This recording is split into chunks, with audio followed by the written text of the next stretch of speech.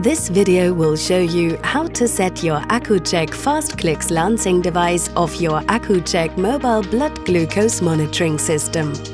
With this lancing device, there are no individual lancets to handle or dispose of, making it much easier to use. To load your lancing device, you will need an Accu-Chek FastClix drum. Each drum contains 6 preloaded lancets, so when you're loading one drum, you are actually loading 6 lancets. Remove the cap from the lancing device. Now insert the lancet drum. White end first. Push it all the way in. It should fit snugly into place. This part is important. Do not remove the drum until you've used all 6 lancets.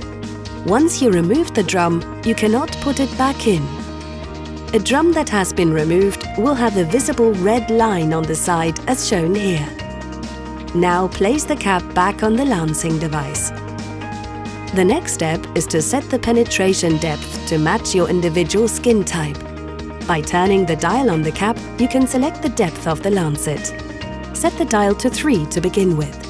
You may need to adjust the setting a couple of times until you find the right level for your skin type.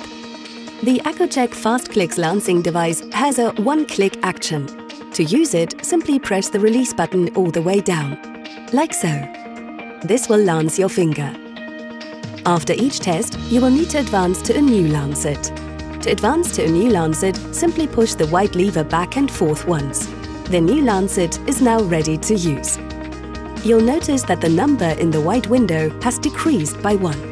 This tells you the number of lancets that you have remaining.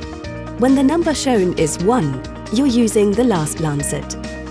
After using it, you need to change the lancet drum. You'll find more information in the user's manual that came with your meter.